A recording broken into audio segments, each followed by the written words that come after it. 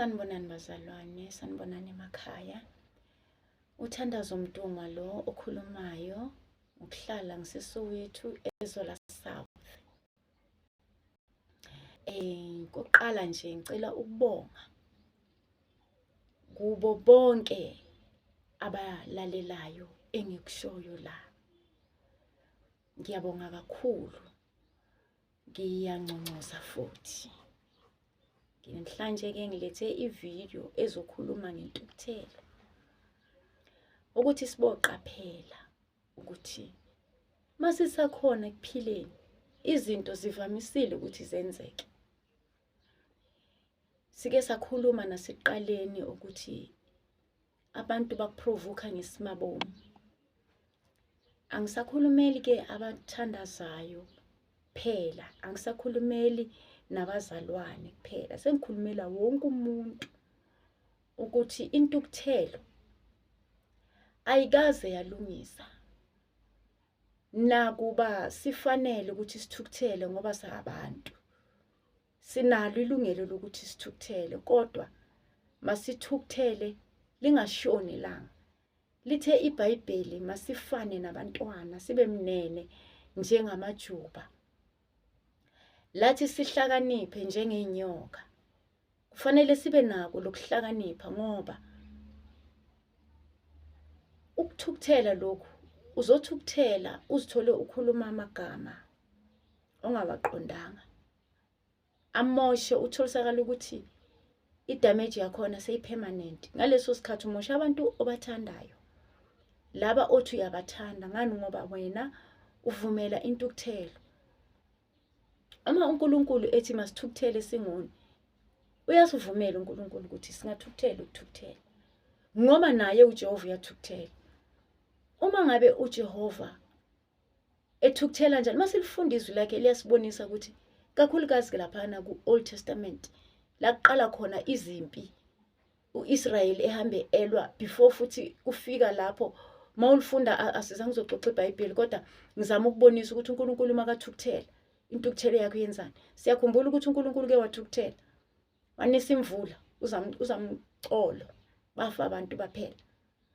Wayenza isithembiso ukuthi angeke asaphinda udestroy umhlaba. Ngani ngoba ubonile ukuthi intukuthelo yakhe imoshile.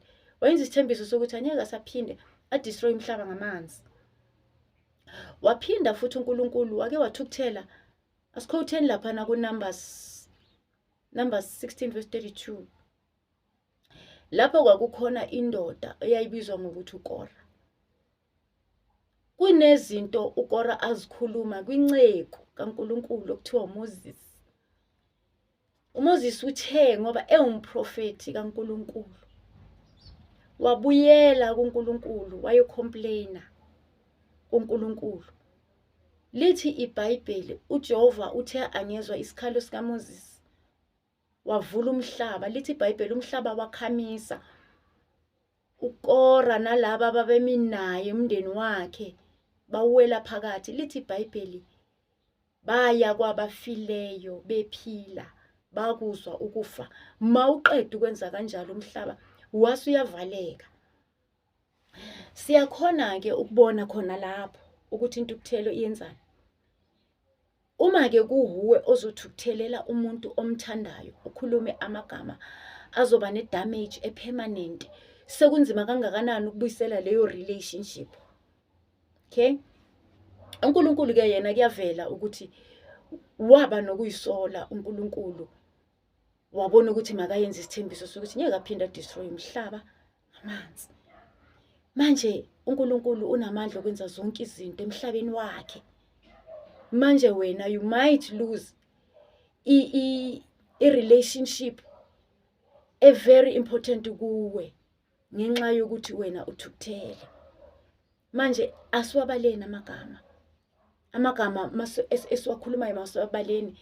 Ithi noma umuntu sekasonakalisile, try your best and keep your cool.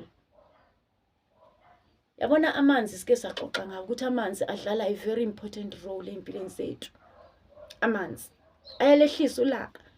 Ngalesikhathi uthukuthele uyaphuma uphuza amanzi uyamumathe. ubale mawusawamumethe. Amanzi ayahila, amanzi abakhona umhlaba usaqala, abusiseka amanzi. Ayizinto zonke amanzi, ungaphila ngamanzi isikhathi eside kudla ungenakho. Nentukuthelo ayayehlisa. Phuza amanzi lapha ekhaya uma uzwa ukuthi uthukuthele, uwamumathe, ubale ngenhliziyo, count up to 10, bese uyawagwinya amanzi. So bazalwane, kuyafuneka ukuthi ngaso sonke isikhathi uNkulunkulu simcele ukuthi intukuthelo zethu mazehla, ngoba ngesinye isikhathi sinayo lento yokuthi ngoba thina siyathandaza, athi umuntu makakuthukuthelisile uthi ngizokuthandazela. Qaphela, ungenzi lento yenziwa uMoses, ngoba wena ukhethwe uNkulunkulu ukuthi umprofeti wakhe. Ungathembeli ukuthi ngoba wena umprofeti kaNkulunkulu, uNkulunkulu ushesha kuze. Not to say abantu bakhe akabezwa, uyabezwa abantu bakhe, kodwa wena ukunikela amandla wokuthi ashesha kuzwe. Manje mawuthatha lawo mandla uye nawo kuNkulunkulu usathukuthele, lalela ungalimaza abantu. Ukuthukuthela usondele phambi kwezibani usathukuthele, uzolimaza abantu, abanye bazofa nokufa.